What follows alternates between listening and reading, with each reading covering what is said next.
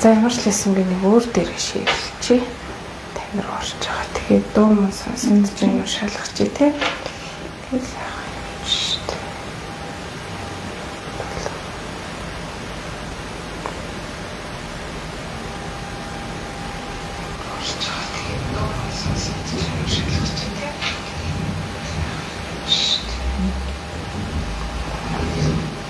энэ харагдаж.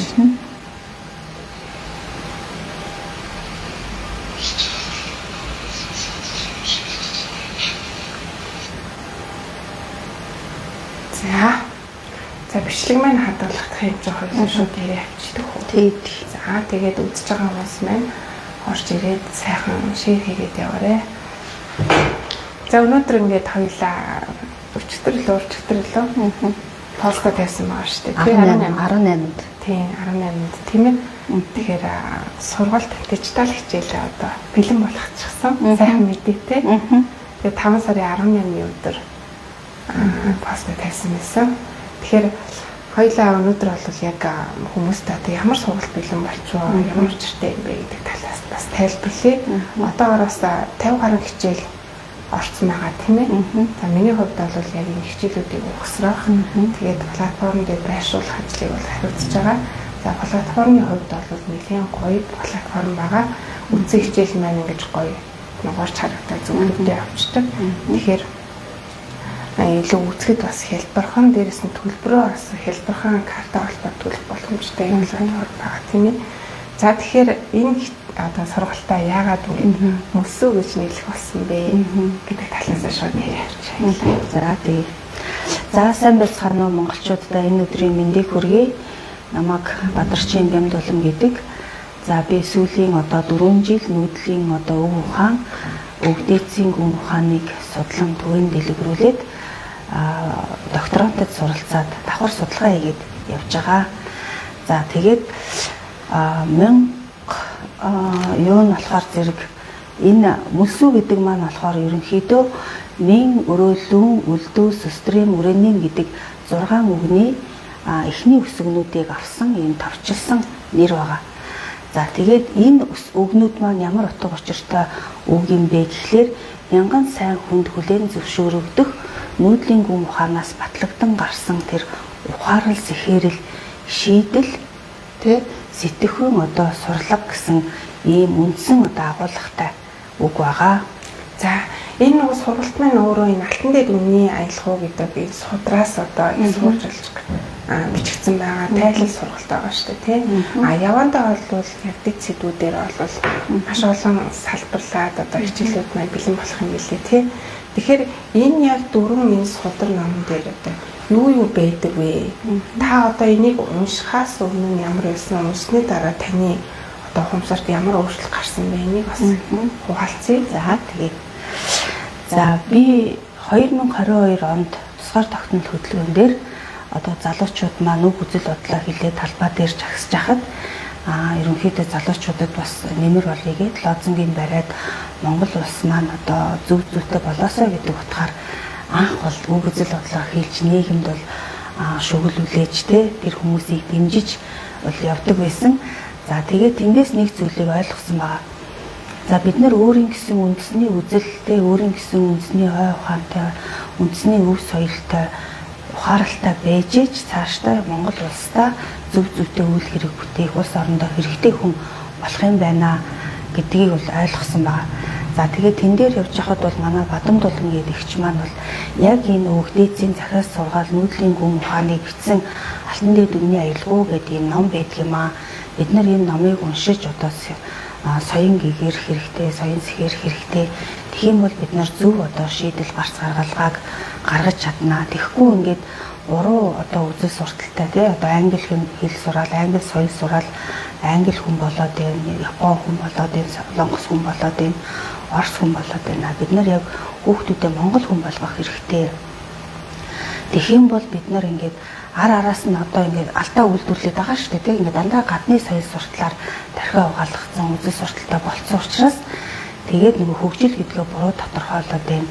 Тэгээ ингээд алдааг үйлдвэрлээд байгаа учраас бид нар ингээд үр дүнд хүрэхгүй байна гэж ярьж хахад энэ одоо жагсаал цуглаа Монгол улсад болохгүй бүтэхгүй юм дүүрэн байхад хэдий завандаа ном сон одоо сэтгүүл уншаа сургалтанд суугаад тий хэдий завандаа соён гэгээрээд соён сэхэрэд явж явах юм тэгж явах зав байхгүй одоо би хэдийгээр ном уншдаг боловч энэ номыг уншихад бас ихний үед ойлгохгүй яагаад гэвэл 13 дугаар зууны Алтай язгуурын өв Монгол тийм хэлнүүд өгнүүд бидний одоо 7-800 жилийн мартагдсан 21-р зуунд өөрчлөгдсөн өгнүүд байгаа учраас ойлгохгүй байсан учраас ерөнхийдөө цагийн гарцсан юм байна гэд хойшин тавьчихсан. Тухайн үед нэг судлаагүй ойлгоогүй учраас судлаагүй.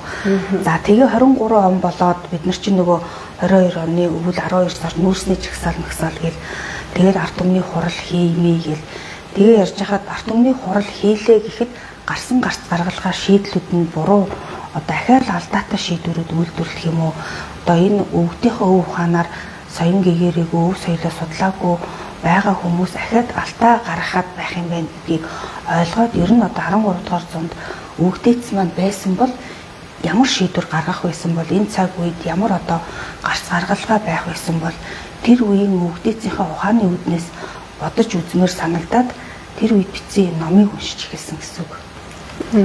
Тэгэхээр зэрэг энэ номыг уншсанараа бидний одоо ухаан сэрхүү маань тэр өвгдээцийн маань цахис сургаалын төвшөнд бүх сэрхүүн төвшөнд те одоо сэрх ухаанаа дуудаад өөрийнхөө заяаны замнал дээр гараад зөв шийдвэрүүдийг гаргах юм байна гэдгийг ойлгоод 23 оныхоо одоо 6 сард 15 дахь үеийн мөртөөлөгч Нүрзэд агсны гэргийг долгор сүр ихчээс бол авч нэгдүгээр номыг гэртээ уншсан. Тэгээд нэгдүгээр номыг уншаад байж хахад бол ерөнхийдөө ингээд өгнүүдийн зарим өгнүүдийг ойлгохгүй ч гэсэн доторх нөгөө агуулгуудыг ойлгоод байгаа учраас нэрэ бадмагч хэлжсэн үнэн байна. Энийг юусоо Монгол улс хүн болгон гэртээ авч те залах унших хэрэгтэй, айл болгонд байх хэрэгтэй ном юм байна гэд тэгээ ингээ уншиж байгаад би ерөнхийдөө ягаад чинь цаанаасаа ингээд Монгол улсаа нар зөв тойруулаад ингээд уул усандаа очиод сайхан хурайлаад те ингээд очисон уул усандаа дэлгээд агаар салхи оруулаад тэгээ ингээ голын ирэг дээр суугаад уншия гэж бодоод 5200 км өр өвчтэй аялал хийгээд ингээ баруун тийшээ аялаад те говьлтаа Баян онгор ховд Баян үлгийн бүр Алтай 5 богд хүртэл ороод тэгээд наашаага ингээ хөвсгөл дорны Сүхбаатараар 25 онд 5000 гаруй км явсан гэдэг. Тэгээд эхлээд би энэ нөгөө нэгдүгээр номоо болохоор зэрэг 6 сардаа уншсан байхгүй юу гэжтэй. Ерөөсөө өдөр болгон хоол унд хийх хогш үрдгээс бусад бүх цагтаа уншсан. Тэгээд энэ дөрөвдүгээр одоо номыг дараагийнх нь номыг болохоор яг тэр ховдын 3 цэнхрийн агуу хөндөд бол уншсан. Ягаад гэвэл тэр агууд болохоор энэ алтан дээд гэрээний хөлгөө бүхэн сүлдгээд сүлтэн байдаг юм билээ. Тэгээд тэр агууд ороод 3 удаа ороод тэр нөгөө нэг зорж очсон. Яг энэ номон дээр байдаг учраас тэр нөгөө улаан цосон одоо цосоор ингээд зурцсан хөлгөө бохын сүлдэнд нь очиж мөргөөд тэр нэг баруун талынхаа болонд болохоор бүр юм харлаак шиг ингээд ангийнхаа мах шүүсийг болгодог одоо галтгооны хэсэг юм байсан юм шиг үлээ. Тэгээ ингээд ханан агуун дотор талдаа бүр юм харлаак юм хад шиг тэгээд өвгдээцийн галтгоонд мөргөөд нөгөө нэг зүүн талд нь юм хунх гэдэг юм нэг хонхор оршиг байгаа байхгүй. Тэрэн дээр нь л ингээд хөвтжсэн хүн л ингээд тааз мазан дээр тухайн үедээ зурсан юм шиг байгаа. Тэгээд тэндээс гоё ийм амьд эрчим энерги аваад тэгээд яг тэр 3 цэнхрийнхаа хөндий голын ирэг дээр суугаад ингээд 5-6 хоног ерөнхийдөө 4 дахь номоо уншаад дүүргэсэн. Тэгээд цаашаагаа ингээд баруун тишгээ явахдаа энэ одоо Баян үлгийн аймагт Цэнгэл суманд тий Алтай 5 богд явах гад айлд бас 2 хоног машин хүлээж явахдаа энэ одоо шар номоо уншиж дүүргээ. Тэгээд Алтай 5 богд дээр очиод дөрүүлэнгийн сайхан хурайлаад тэгээд наашаага буцаад говь алтай завхан гэж орж ирж байгаа. Тэгээд завхны одоо Отгон тэнгэр хайрхны наахан талд энэ мон гэр үсээ буюу 5 дахь номоо уншаад тэгээд энийгээ бас давхар ингээд нөгөө доромт моронтоор яг тэр жилдээ гэртээ харихгүйгээр ингээд яваад одоо аялал хийгээд тэгээ энэ номоо ер нь хурайлаад тэгээд цаанаасаа гэртээ ирчээд за би ингээд ахаад дараа жил явъя. Ерөнхийдөө ингээд 3 жил дараалж хурайлж ингэж агаар ус уул усны эцдүүдтэй те энэ үгдээцийнхээ онгод тэнгэрүүдэд энэ судар нам чинь ингээд хэвлэгдээд нарны гэрэл үзээд те энэ цөвөн цагт гарцаа олохгүй байгаа өөр хүүхдэд нь ирсэн байна гэдгийг харуулмаар санагдаад нөгөө дотороосоо нөгөө зүүн совингороо л яваадсэн гэсэн. За би ингээд гинтхэн таныг ярьжсэн чинь нэг дөрөв мөртөөс нь уншиж үзье гэж бодлоо. Сүс тас сонирн бах тийм. Энэ удамшил ба зөв хоол гэсэн хэсэг байна л да. Газар огтургуугаас удамшил зөв хүчин авахад ганц сүү амин хүчил болдог хоол билээ. Өвсний үрээр сүү болгож бүх амтнаас хижиг өрөөс мал болоод урамлын махнаас дээрд үздэг юм. Мах эдхийн тулд аллагч амтныг махчин юм уу? Малыг алахт ухамсар төрүүлдэхээр мах бол хоосруулагч хоол. Мал өсгөж жим сургуулахыг хүсүүлдэг сүү байгалийн бодит ба бус үжээд аривчдаг аа. За энэ хэсгийг тайлбарлавал юу гэж тайлбарлах? За энэ болохоор мах бол тэ хоосруулагч хүнс гэж штэ. Бид нар ингээд мах идээд мангасаа зүудлээд байх юм бол ерөнхийдөө ингээд амтналаг шин чанартай болно гэсэн. За тэгээ сүү цагаа идэж хэрэглээд авах юм бол бидний нөгөө нуруунд дээр байдаг хөх толгой маань сүү хүчлээс эрчим их авдаг. Бид нар яагаад одоо 3.5 сая хүн мөртлөө дэлхий дээр юм оюунлаг тий оюуны битта байгаа юм бэ гэхээр бидний тэр оюуны эрчим ихийг тэтгэж өгдөг хөх толгой маань сүү хүчлээс эрчим их авдаг. За тэгээд манай энэ өвгдээц маань бид нар ингээд мах идээд өөхтөө махаа төрүүлж идээд ингээд байх юм бол ерөнхийдөө бид нар өрсөлдөх болох юм байна. Тэгэхгүйгээр бид нар сүү цагаан эдэгийг боловсруулад бүтээж хэрэглэх энэ ухааныг анх дэлгэрүүлсэн. Тийм байна.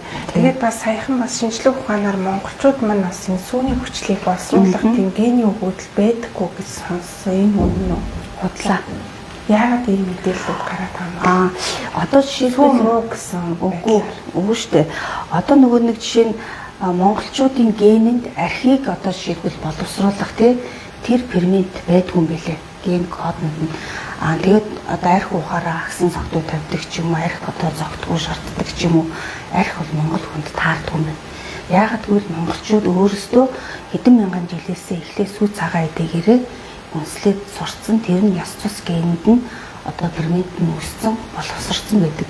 Тэгэхээр зэрэг энэ сүүний хүчил сүү одоо монголчуудад тохирохгүй гэдгийг одоо ямар шинжлэх ухаан ямар судалгаа гаргаад байгаа юм айгуу сонирхолтой санагдсан. Тэгээ би яахав дээ нөгөө монгол хүн болохоор нөгөө зөнгөө дагаад гэх юм уу сүү цагаадыг ингээд энийг сонссон ч гэсэн хэрэгэлсээр байгаа. Харин бусад хүмүүс бол үүнийг сонсоо шууд сүүний хэрэглээгээ багасгасан. Сүүтэй цай ухаар гиз дүүрээд тэгээд ингээд гэдэг ч юм уу ийм шалтгаанаар одоо монгол хүмүүсээ хэрэглэхэ болж байна. За хоёрдугаар гэх юм бол та энэ одоо олцсон байгаа 56 хичээлээрээ өмнө нь бас 2 удаа анги аваад ингээд дүүргэсэн байлээ тэгэхээр суралцагч нараас одоо ямар сэтгэлдтэй байсан бэ? Тэр талаас хаваалцаач. Тэгээд алтан одоо дээд үнний аялгууныхаа одоо 1-р номны 25 хичээлийг 24 оны өвөл 4-р номны одоо 26 хичээлийг зун нь бол аваад ерөнхийдөө ингээд нэг 56 хичээл маань 24 онд хийгдчихсэн. За тэгээд тэнд орсон суралцагч нар маань бол зарим нь одоо болтол намайг бол дагдаг. Багшаа одоо энэ юу гэсэн үг илээ, энэ яадаг илээ гэд миний нөгөө зохион байгуулдаг өдөрлөг өв соёлын уулзалт тэгэл тэр ихтгэл одоо лайв жагсаал цуглаан юун дээр л байна. Бүгдээрэн дээр нь л нэрээ бүгд одоо өвдөөцийнхээ онлын үднээс л явж байгаа хэлж байгаа учраас нэгдүгээрт их одоо сэтгэл өндөр байдаг. Хоёрдугаар тэр хүмүүс маань өөрсдөө бас амьдралдаа их ухаарлыг авсан байдаг. Миний хувьд болохоор зэрэг анх одоо алтан дээд гэрээг тэгээд одоо сурхаасаа өмнө болохоор зэрэг яагаад гэсэн асуултнуудад их хайдаг тий амьдралын одоо утга учирыг их ирдэг хүн одоо жишээ нь одоо өөд болох байсан бол анханасаа одоо яах гэж төрсөн болж гэдэг юм амьдралын утга учир юу гэдэг юм болоо гих мэтчлэнгээр айгүйх одоо энэ 50 насыг хүртлээ асуултнуудыг бол хариултуудыг тэр болгон олоогүй ерөнхийдөө ингээд хариултууд байдаг ч гэсэн тэр нь яг энэ сэтгэлийн хүнд хүрч нэрээ тийм биш тэ гэж хүлээн зөвшөөрөгдөхгүй за тийм л байх таа гэд явдаг гэсэн бол алтан дээд гэрээг уншаад ингээд ерөөсөө л бүр эхний өдрөөсөө л хайсан юм олсон. Яг тийм мэдрэмж бас авдаг тийм зөв газараа зөв зүйлээ бариад авсан юм шиг тий. Үгүй миний нөгөө нэг яагаад гэд асуугаад байсан, хариултыг хайгаад байсан, амьдралын утга учир, амьдралын гүн ухаан бүх хариултууд нь байгаа учраас бүр ингээ алт эрдэнэс олсон юм шиг бүр асар их баярлсан. Ямар гоё юм.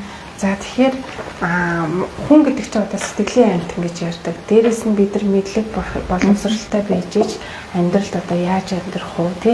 Юу хийж амьдрах уу гэдэг зүйлээ олж авдаг, тий? Тэгэхээр энэ одоо судрыг судалж мэдснээрээ бидний сэтгэл ухамсарынхаа одоо тэлэлт, ухамсарынхаа одоо өөрчлөлтөнд одоо бодит хувь нэмрээ оруулах нэг тийм ээ. Тэгээд одоогоор бол 2 судрынхаа 50 гаруй хичээл оруулсан байгаа. Цаашдаа бас онлайн сургалтанд бас хичээлүүд оруулна гэж төлөвлөсөн байгаа тийм. Тэр нь цаашдаа ямар хичээлүүд орох вэ? Хэр хугацаанд орох вэ? За, ерөнхийдөө энэ алтан дээд гэрээнд маань ямар хүмүүст зориулагдсан юм бэ гэхээр нэгдүгээрт мэдээж энэ судрыг тийм Монголынхоо нүүдлийн өвдөөцийнхээ ухааныг уншиж судлыгээр аваад ойлгохгүй байгаа хүмүүс, уншаад ойлгохгүй байгаа хүмүүст зориулагдсан. За, хоёрдугаарт болохоор сэрг ухаанаар дуудах хүмүүстэй өөрөө өөрийгөө олъё гэсэн шинээр бүтээе гэсэн одоо хувь хүний хөгжлөө сайжруулах амьдралын утга учирыг үнэн олъё, хувь зайныхаа замнал дээр гарыг, тэгээ Монгол хүн болсон утга учираа олъё гэсэн ийм хувь хүмүүст зориулагдсан.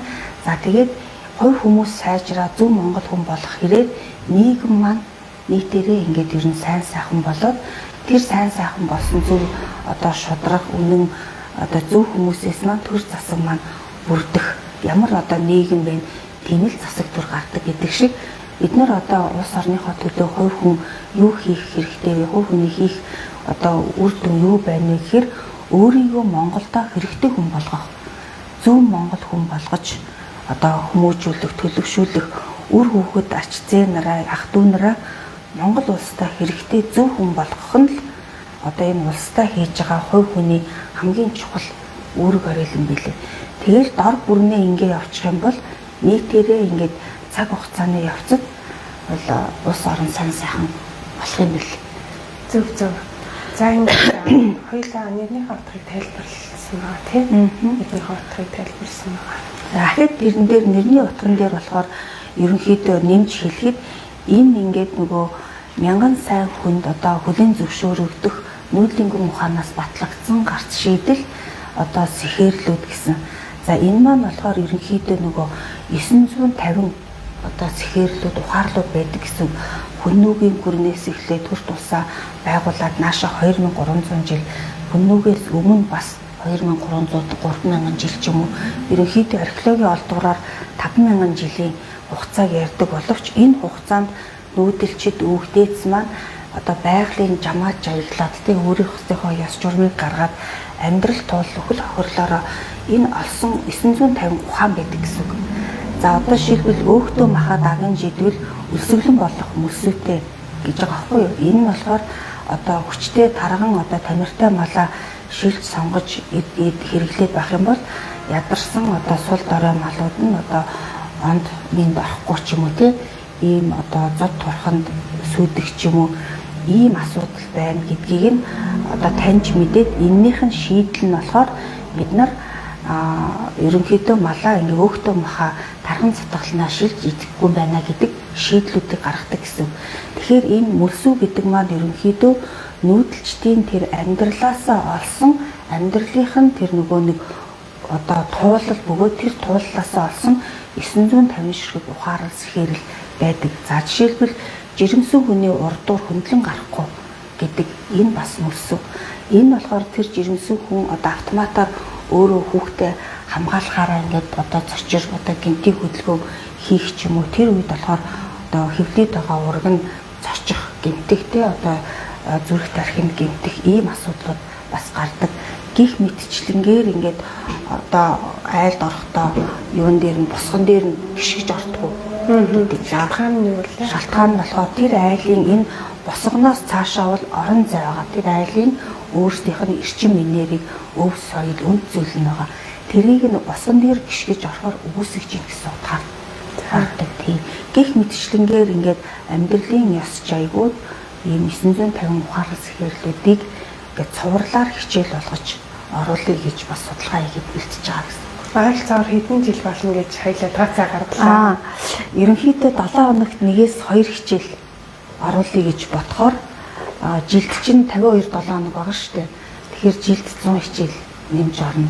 Тэгэхээр чинь 900 мянган хичээл орё гэхэд баг 10 жилийн турш тасралтгүй л 7 хоног болгон 2 хичээл ороод яваад байна гэсэн. Тэгэхээр одоо үлдсэн би нэг амьдралынхаа ухамсарт цаг хугацааг тий одоо Монгол улсынхаа өв соёлыг судлах, түгээн дэлгэрүүлэх ажилд л бас зарцуулах зэрэгтэй. Би нэг юм тодруулах гэсэн. Миний хувьд бол яг энэ одоо таны дижитал хичээлийг одоо ирэх нь бол нэгдсэн байгаа. Тэгээ хараахан үзэж амжааг байгаа. Тэгэхээр өнөөдөр бас энийг үзэж байгаа хүмүүс маань үзэж эхлэегүй учраас над шиг байгаа гэж бодчих. Тэгээ одоогор бол 2 номных маань тайлбар хичээл буюу 50 гаруй хичээл орсон байгаа тийм ээ. За тэгээд та нөгөө 950 мөсөв нэг хичээл цаашдаа орно гэсэн шүү дээ. Тэгэхээр энэ 4 судар дээр байхгүй байгаа гэсэн үг үү?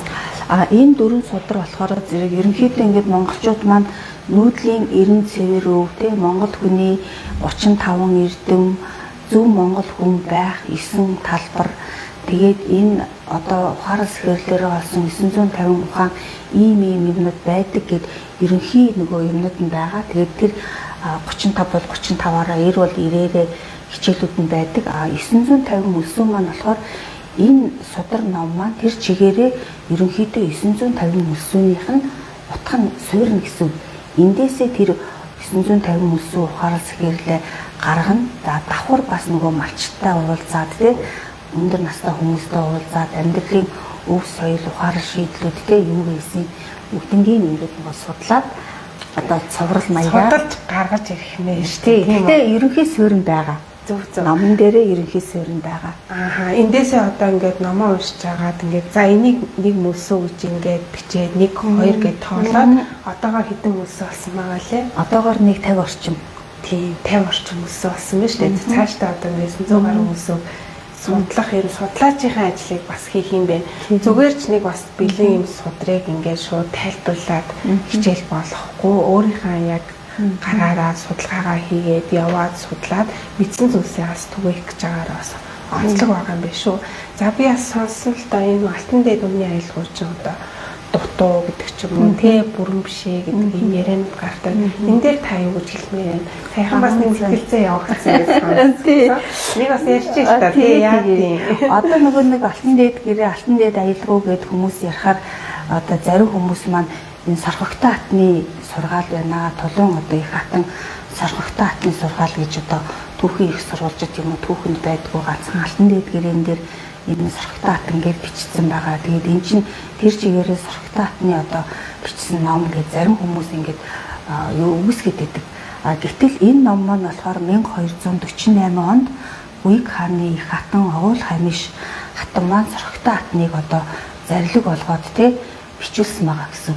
За ямар их сурвалжаас бичүүлсэн бэ гэхээр энэ судраас өмнө цалигт галигт дуу ухаа гэдэг одоо судар байсан.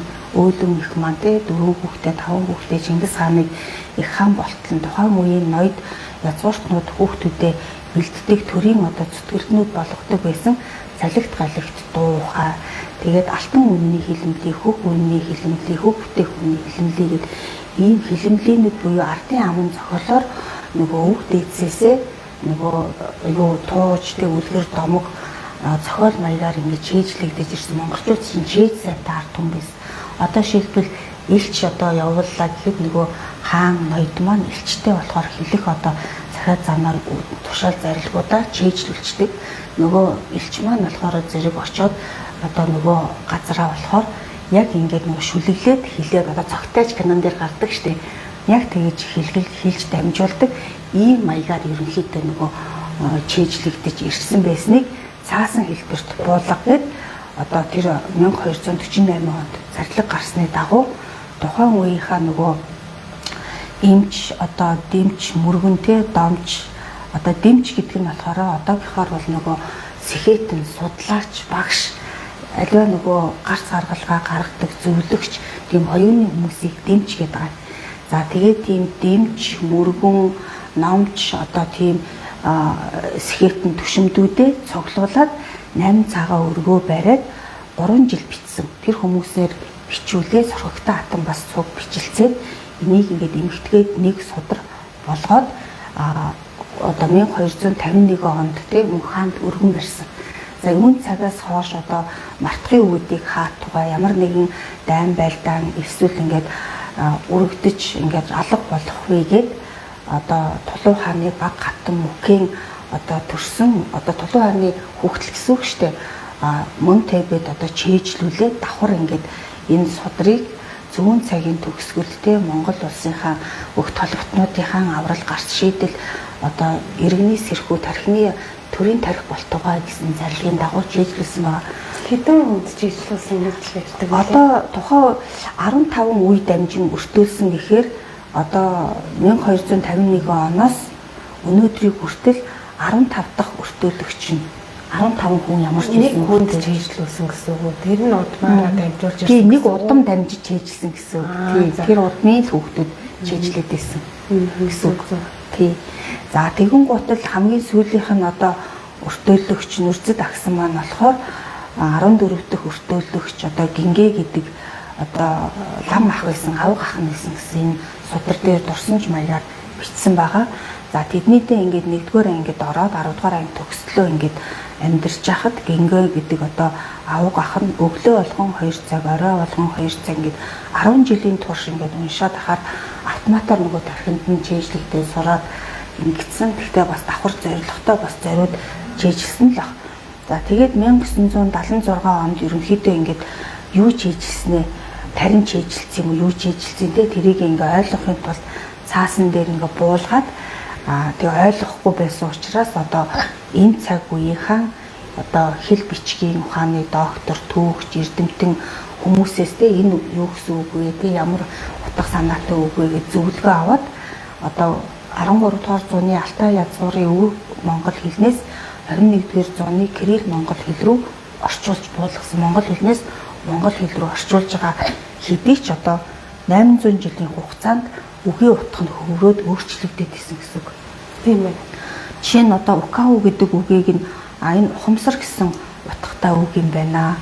Акок гэдэг үг нь болохоор хөх гэсэн үг юм байна. Гэх мэтчлэнгээр ингээд нөгөө хэл бичгийн ухааны, түүхийн ухааны хүмүүсээс бас давхар нөгөө энийг орчуулах явцдаа зөвлөгөө авч ингэж 26 жил хөрвүүлээд 2002 онд одоо хэвлэлсэн байдаг.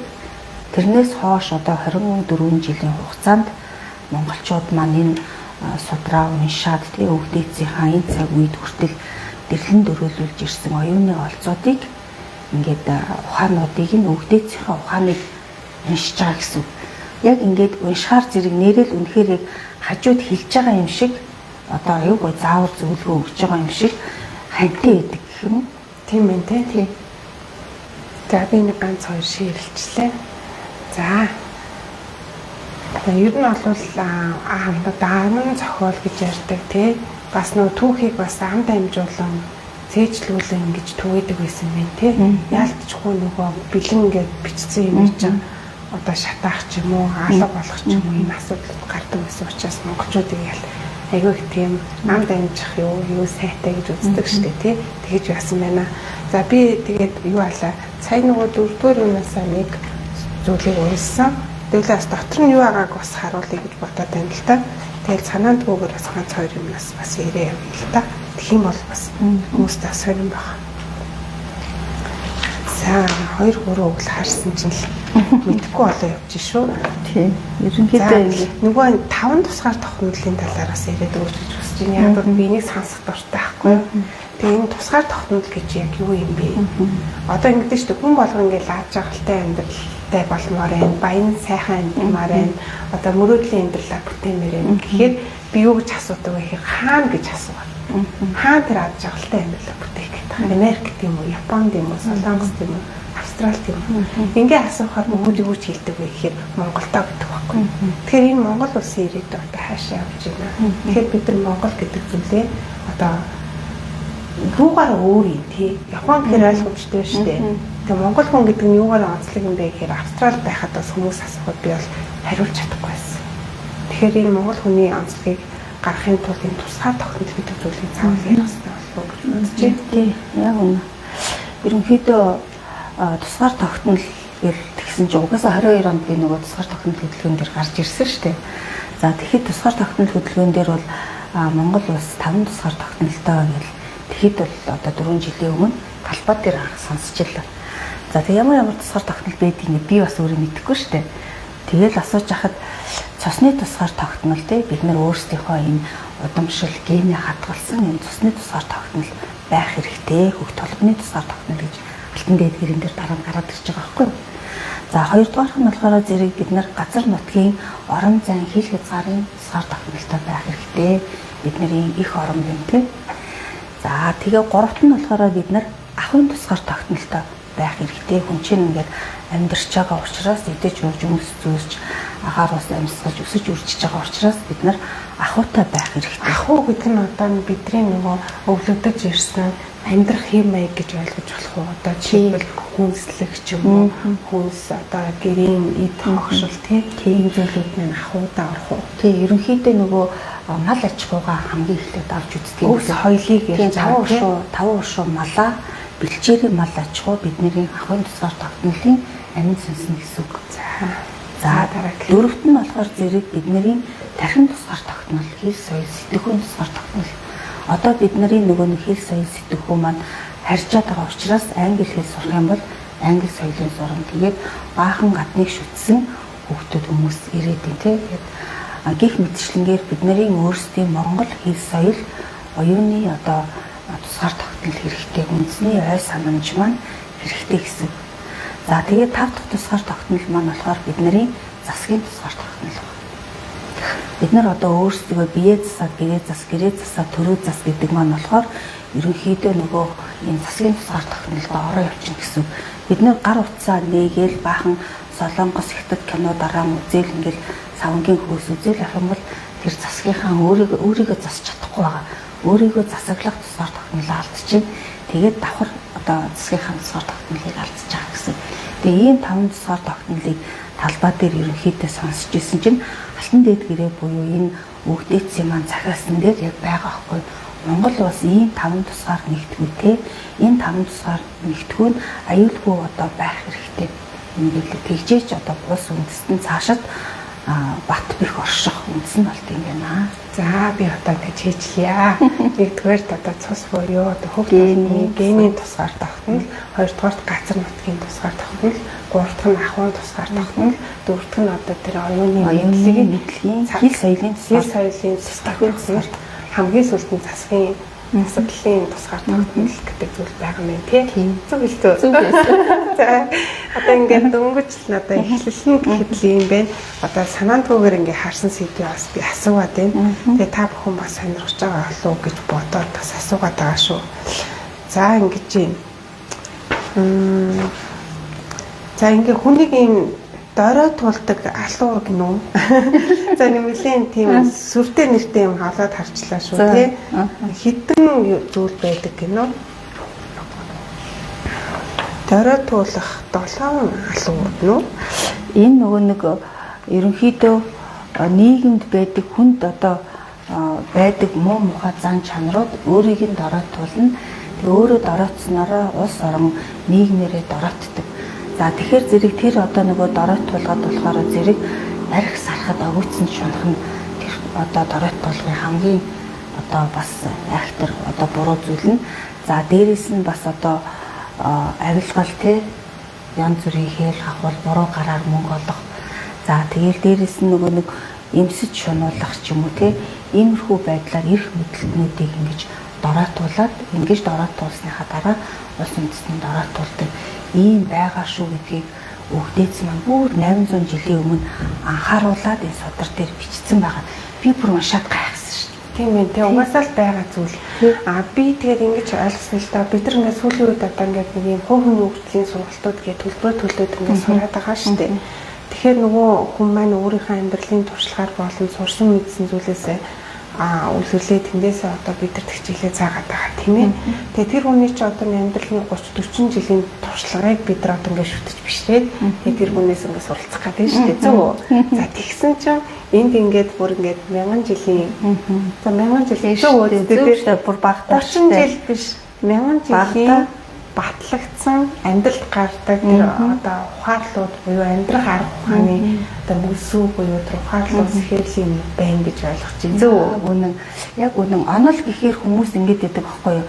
Одоо нөгөө барууны онол тий капитализм, марксизм янз бүрийн онолууд гэхээр марксизм, одоо ленинизм гэл дөрвөн ханны дунд тий ингээд суугаад нэг суут маань ингээд уншиж судалсан зүйлээрээ ингээд судалгаа хийгээд нэг онол гаргаад идэг. За гэтэл Монгол ухаанд онол гэдгийг юу гэж үздэг юм бэ гэхээр амьдралд ерөнхийдөө алдаж онож туулж үзээ за энэ зөв юм байна тий энэ нь буруу юм байна гэдгээ онсон үйлдэлийг онол гэж үздэг. Үгээр нь бодох юм бол оноод биш. Оноод байгаа хгүй. Гэтэл энэ одоо судар сургаалт байгаа энэ төрийн онолууд Монгол хүнийг зөв хүн болгох хүмүүжүүлэх онолууд энэ бүхэн маань болохоор зэрэг яг энэ байгалийнхаа одоо жамын дагуу тий амьдраад тэр жамдаа зогтсон жаягаа гаргаад тэгээд энэ нь болдгийм байх, энэ нь болдгүй юм байна гэдгийгээ баталгаажуулсан мянган жилийн одоо амьдралын тууллаас гарсан одоо онож үйлдсэн сургаалууд гэсэн онол гэдэг чинь ер нь тийм онж үйлдсэн сургаалуудыг л онол гэдэг юм билээ. За ингээд энэ яриаг сонссны дараа би өнөөдрөөс эхлээд өдөрт нэг хичээлийг үзэж 2 сарын дараа энд одоо орсон байгаа 56 хичээлийг дүүргийа гэж одоо амлаж байна. За тэгэхээр та бүхэн яг одоо ингээд линкээр ороод сургалтандаа бүртгүүлээрээ маш хэлбэрхэн овг нэр имэйлээ бичээл карта ордочиход л болох юм байгаа шүү. За ингээд дөрөвдөх судраасаа бас рандомоор санаандгүйгээр нэг сэдвийг бас асуунаа. Бас энэ 3-4 жилийнх нь одоо судалсны юг бас асууж шалгаа шүү. Тэгжээж бас сорын шүү. Бид нар ч одоо нэг шав бэлэн болсон цагт одоо багш гарч ирдэг гэхчээр өв соёлын судлыг гэсэн чинь бимдуулан судлаач маань тий докторант маань одоо ингэ гараад ирсэн. Тэгээд үнэхээр таатай байна. Тэгээд хамтарч энэ одоо цагийн гэгэрлийн сургалтыг бас түгээх болсондоо бас үнэхээр таатай байгаа. За 6-ын тухай гинэ.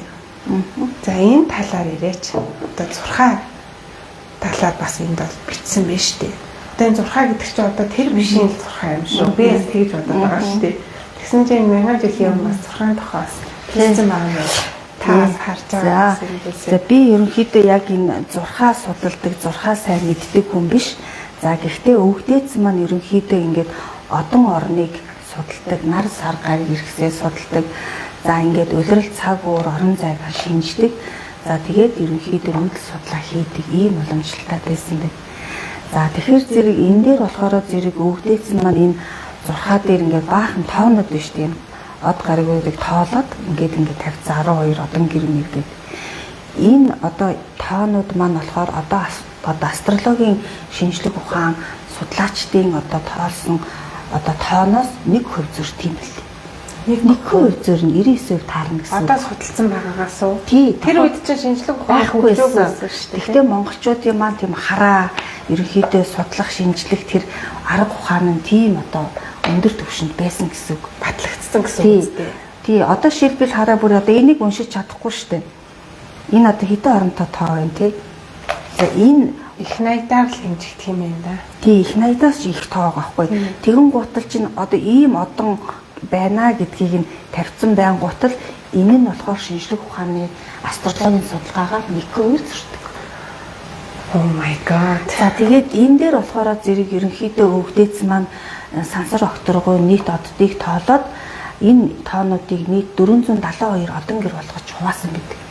472 одон гэр болгож хуваагаад яг энэ монголчуудыг ивэдэг 33 тэр тусмаа нар сар энэ жилийн удирлыг даадаг 12 одон гэрийг гаргаж хуваагаад за ингээд энэ одоо од гэдэг маань ерөнхийдөө ингээд нар болохоор зэрэг томруулдаг шил шиг тэр бүх оддын гэрлийг наран дээр тусдаг юм байна оддын гэрлүүд нь.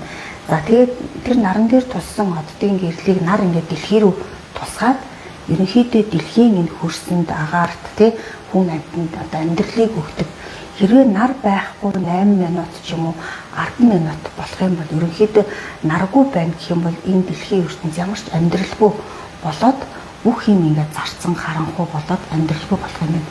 Тэгээ энэ амьдралын их үүсвэр маань нарнаас ирдэг юм байна, сарнаас ирдэг юм байна гэдгээ ард нь энэ бүх нар сарыг гэрэлтүүлж байгаа, элч энерги тусгаж байгаа тэр олон оддууд байдаг гэсэн үг юм бэл.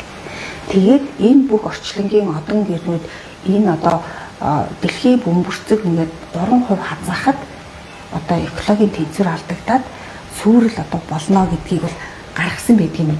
Тэгтэл одоо ерөнхийдөө ингээд 1.5% градусын өөрчлөлттэй ч юм уу. Яагаад гэвэл бид нөгөө нэг металлуудыг нь аваад газрын одоо ховор элемент юм уу эрт баялагийг нь байх ёстой зүйлийг нь жамын дагуу байлгахгүй байгаа учраас ингээд нөгөө уул усан ширгээд те ганцуд болоод галзуу шуурга болоод ингээд хуурайшаад байгаа.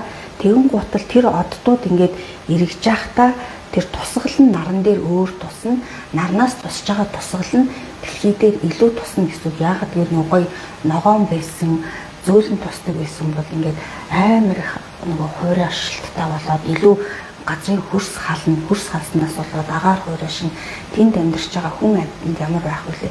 Гэх мэтчлэн хүн өөрийнхөө нөгөө буруу одоо үйл ажиллагаа, буруу хэрэглээ, амьдралынхаа байгальтайгаа экосистемтэйгээ буруу харьцснаасаа болоод ахаад энэ байгаль маань одоо нөгөө тэнцвэр нь алдагдаж эхэлж байгаа. Энэ бүхнийг ингээд энэ алтан дээд гэрээн дээр маань судлаад нэг захиас үлдээсэн байгаа байхгүй юу? За тэрний юу вэ гэхээр зэрэг бид нар ингээд байгальтаа ингээд ямар нэгэн хор хөнөөлгүй өөрийн гараар бүтээсэн зүйлийг л өмчилж эзэмшиж болно. Өөрийн гараар бүтээгээгүй зүйлийг өмчилж эзэмшиж болохгүй гэсэн байна. Одоо шилбэл бид нар ингээд нэг хурц шороо тэрж төрөөгөө ижиж газар өмчлөөл ингээд гаа нь ухаал те ингээд байхгүй болгоод байгаа шүү дээ. Тэгэхээр зэрэг энэ бүх үйл ажиллагаанаас чинь улбалаад байгаль их дэлхий сүйддэг юм а. Хүн ер нь өөрийнхөө оюунаар гараар бүтээсэн зүйлээс бусад зүйлийг өмчлөх эрхгүй, байгаа зүйлийг байгаагаар нь байлгах. Тэр битгий хэл ингээд бэлчээр нь талхлагдсан, бэлчээргүй болсон байхад заавал өвсний үр тарьдаг. Тэгээ өвс одоо бэлчээрээ сайжруулдаг, мод тарьдаг. Тэгээ гол усны ихэн дээр бохор одоо юмнуудыг хэргэлдэггүй, усанд ордгоо угаа цэвэрлэгээ хийдгүүгээд байгальтайгаа дандаа ингэ зөв зохицож харьцаж амьдардаг байсан. Тэгэхгүй бол бид нар буцаад өөрсдийнхөө оршихуйгаа сүйтгэх нь ингээд сүйтгэчих юм бол хөнгүү дөрвөн дэлхий байсан ч одоо бид нарыг аварч чадахгүй гэдэг сануулгыг өгсөн мэт. Тийм би тэгж бодсон. Ер нь нэг аялддаг байхгүй юу? Тэгээ яг ингээд ийм ой шуугууд очиод байсан чинь энэ байгалийн сүр хүч гэдэг үнэхээр ийм агуу тайлагдшгүй том одоо зүйл байгааг би мэдэрсэн л дээ. Байгалийн одоо бид нар бол юу ч гэдгийг ойлгосон гэсэн үг. Тэгээ хүмүүс ч одоо ингээд хинч мэдэхгүй юм чинь ингээд нэг байгалаа ерөөсөө ингээд юу ч бодохгүйгээр тийм байгаль ёо гэж хэлэхгүй байгаа юм чинь ингээд нэг хамаагүй ханддаг ийм сэтгүүтэй байгаа байхгүй юу. За миний хувьд баг насндаа бас аав ээж маань хүмүүжүүлдэг байсан учраас гадуураас хог хаях дургүй байсан. Тэгээд тэр хүмүүжлийн ухаандаа бас талах чинь. Тэгтээ цаашдаа бол бүр ихээр юм байгалаа хайрлах хэрэгтэй юм байна. Одоо юу гэх юм бэ нөгөө хин тэтгэж байгаа нь илүү босс гэдэг үстэй. Одоо гэр бүл хин одоо мөнгө төгрөг олж ийн амьдралаа залгуулж ийн тэр нь босс гэдэг. Тэгэхээр дэлхийн ээж биднийг ингээд тэтгэж байхад бид нар яагаад ингээд боссоо хүндлэхгүй байгаа юм бэ гэдэг юм мэдрэмж авсан байхгүй. Тэгэхээр яалтчгүй ингээд талхахаас өөр аргагүй санагдчихсан. За ингээд өнөөдрийнхаа яриаг ингээд өөрхөө хоёлаа. За тэгээд энэ дээр нөгөө нэг одоо жишээлбэл нурцтугаа маань ингээд юу чийжсэн хамгийн анх ингээ буулгасан гэсэн шүү дээ. Энэ хэсэг дээр нөгөө тэр нь байдаг байхгүй юу? Одоо энэ 5 дугаар номон дээр бид нар ингээд уншаад ойлгохгүйгээр дандаа ингээд юугаараа бичсэн одоо энэ кирилл иймэрхүү өгнүүдээр өг язгуур ухаанаараа бичсэн байна. Тэрийг ингэж орчуулсан гэсэн. Би энэ дээр нөгөө Канад тахта тэр хэсгийг оруулаагүй Канадс юм шиг байна. Тэдний хуудас 70 эд хуудас. Одоо эднэр хараа. Эднэр ингээд уншаад ойлгохоор байгааз. Ай эл ой тооны монге ойвэ гэдэг гадаад хэлээр ярьж байгаа юм шиг тийм ээ. Тэгээд ийм юмнуудыг нөгөө юу ч ээжилснээр нөгөө одоо бид нарт ойлгомжтой энэ кирилл болгож буулгах гэж 26 жилийг зарцуулсан гэсэн. Тэгээд тэр хугацаанд л нөгөө янз бүрийн эрдэмтдээс зөвлөгөө аваад явж хахад зарим манай эрдэмтэд маань ингээд буруу ойлгоод энэ хүн өөрөө ингээд энэ номыг зохиогоод ингээд байгаа юм байна тий. Энэ өртөөлөгч биш юм байна гэж буруу ойлгосны үндсэн дээрээс нөгөө тэр бас үүсгэлүүд нь гараад идэг юм билээ. Зөв. 20 хэдэн жил гэдэг чинь бараг л 26 жил болчихсон. Тийм. Тэгээд тэр хоорондоо нөгөө зөвлөгөө авч ясан, асуудал сургуулж ясан олон хүнтэй л яруу найрагч зохиолч нараас хүртэл одоо утга зүйн тэ зөвлөгөөнүүд авч ясан. Тэр үед таарлцсан зарим хүмүүс нөгөө хүнийг жоохон одоо хүндлээгүй үгүйсгсэн байдлууд нь ам дамжаад бас хажуугаар нь давхар үгүйсгэл нь яваад гэдгийг бас хэлмээр санагдаж байна. За тэгээ хоёулаа чинь нөгөө нэг сургалтынхаа талаар юугаа яриад ивент янз бүрийн арга хэмжээ дараагаар нь яаж зохион байгуулж ийлээ. За өнөөдөр одоо ингээд лайв үзэж байгаа хүмүүстэй хандаж хэлэхэд яг одоо бүртгүүлээрээ тэгээд бүртгүүлсэн хүмүүс дундаа бол бид нар 50-аас дээш хүнтэй олчих юм бол өдөрлөг арга хэмжээ зохион байгуулж одоо чөлөөтэй энд одоо асуулт хариулт одоо мэтгэлцээ одоо бий болох боломжтой тийм ээ. Тэгээ ер нь бол нэг хүн ингээ 26 жилийн турш маш олон судлаачтай хамтран одоо энийг орчуулж буюу орчин үеийн хэллэгт оруулсан байна шүү дээ тийм ээ. Тэгэхээр бид нар одоо ингээд үүсгэхийн оронд өөрсдөө бас судлаад үзэх хэрэгтэй. Судлах боломж нь бол бидэнд бол нээлттэй байгаа юм байна. Тийм үү? Тэгэхээр та бүхэн бас тэгж анхаараасаа гэж хүсэж байна. За тэгэхээр одоогоор сургалт маань бол хямдралтай байгаа тийм ээ. Одоогоор бол 1 сарын $18 байгаа. За сургалт маань бол олон улсын Америкийн School Gate Academy дотор бол байршсан байгаа. Яагаад энэ академид байршуулах болсон бэ гэхээр олон улсын одоо хүмүүс маань бол Монгол модонд ороод тийм Монголыг их сонирхож байна. Монголын одоо гүн ухааныг судлаад Европт хүртэл Монгол төвөд нэгдсэн байна. Монголчуудын хийж чадаагүй тэр гайхамшигтай одоо үзүүр арга хэмжээнүүдийг бас зохион байгуулж байна. За энэ өвөр Монголд бас зохион байгуулж байна. Казахстан бас зохион байгуулж байна. Туркд бас зохион байгуулж байна тий. Тэгэхэд бид нар өөрсдөө бас Монголдоо бас энэ зүйлүүдийг бас хийх бүрэн боломжтой байгаад байгаа шүү дээ. Тэгэхээр Монголыг судлах хүмүүсийн тоо, Монгол хэлийг одоо сурах хүмүүсийн тоо бол өдрөөс өдөрт нэмэгдэж байгаа учраас монгол хэлээрээ энэ олон улсын вебсайтн дээр байршуулснараа аль ч улсаас хүмүүс маань энэ гоё одоо зөв мэдлэгийг бас авах боломжтой. Яагаад бид нар зөвхөн Монгол гээд одоо хязгаарлаагүй вэ гэхээр монголчууд маань бол эртнээс энэ зөв зүйлийг бол төвийн дэлгэрүүлэхийг бол дэмждэг. Одоо дэлхийг одоо дайлаар морцсон гол шалтгаан нь болохоор эвтэй найртай одоо инхтэй амгалан амьдралыг одоо түгээх чадсан хизээч одоо хуваарай одоо бөөнөрөө хідүүлэхнээ сайхан амьдарчий гэж бодож байгаагүй. Тэгэхээр нээлттэй байх үднээс бол энэ вебсайтн дээр бол байршуулж байгаа шүү гэж ойлгоорой. За тэгээд нүүдлийнхаа гүн ухаанд суралцъя. Тэгээд иргэний тарих те төрийн сэрхүү болсон энэ өвөг дээдсийнхаа одоо дээдсийн хишгийг те дэрлэн дөрүүлэн ирсэн одоо 15 үеийн өртөөлөгч нартаа талархлаа. Тэгээд энэхүү сургаалыг судрыг одоо уншиж судалж өөрийгөө хөгжүүлж байгаа те өөрийгөө гэрэлтүүлж шинээр бүтээж байгаа одоо иргэн одоо хуур хүмүүс судлаач нартаа бас талархлаа. За тэгээд энэхүү сургалтыг одоо сонирхон суралцаж одоо нүүдлийн гүн ухаандаа суралцах Монгол өвөг дээдсийнхаа гүн ухаанд суралцахаар шийдвэр гаргаж байгаа та бүхэндээ талархлаа. За ингээд өнөөдрийн бичлэгийг өгөөд дуусгаж байна. Та сууж байгаараа би очиад дуусгачих. За